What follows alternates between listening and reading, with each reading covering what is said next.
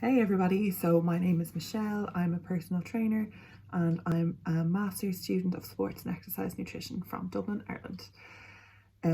I've been involved in sports my entire life and I've also been injured pretty much my entire life. I've had 3 ACL surgeries, a broken wrist, sprains, strains, you name it.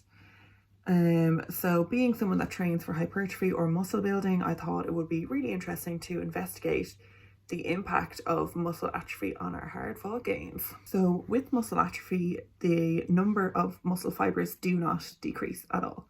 However, the diameter of the fibers do decrease. So as the fibers decrease in size, so does the muscle. Obviously it'll look physically smaller and our ability to produce force will be decreased. So the takeaway point here is the muscle will look physically smaller and you will be weaker. Okay, so given that muscle atrophy is pretty much inevitable, it's important to identify what are the action steps that we can take for ourselves as injured individuals or for our clients when they get injured. So step 1 obviously is do what you're told. There's no way around this. You need to follow the advice of your healthcare professional. So if your doctor tells you you're in a cast for 6 weeks, you're in a cast for 6 weeks. There's no way around it. If you try and rush back from injury for the sake of staving off a fractional loss of muscle, you'll only set yourself back further. It's a lot easier to return to sport fully when you're fully recovered. So step 2, you want to return to mobilization as soon as possible. The longer the individual is mobilized, the greater the impact of muscle atrophy. So you want to get moving as soon as possible within reason. You also need to consider the nature and the severity of the injury. This will obviously affect the ability and method of mobilization. If you've broken your arm, you can still train legs. And similarly, if you've sprained your ankle, any kind of single leg injury, you can still do single leg training. You want to get moving as soon as possible within reason. It's also important to note that you definitely want to scale your workouts at this time. It's not the time to be training for the Olympics, smashing out PRs. It's just about getting through this time.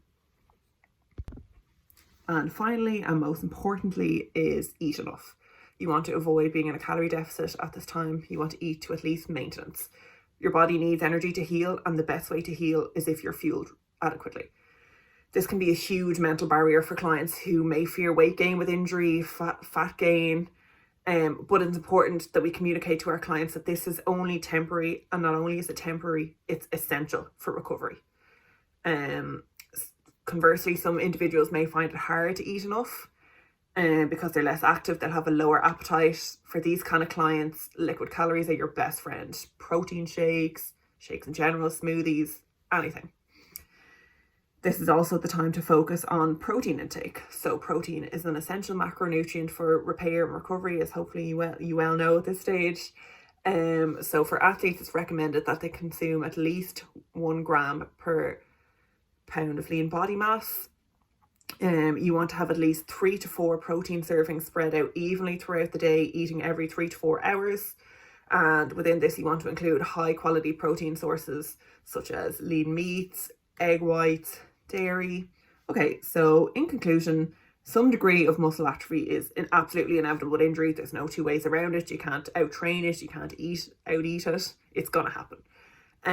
But you're not powerless to support this. You're not powerless to support your clients or yourself in your recovery.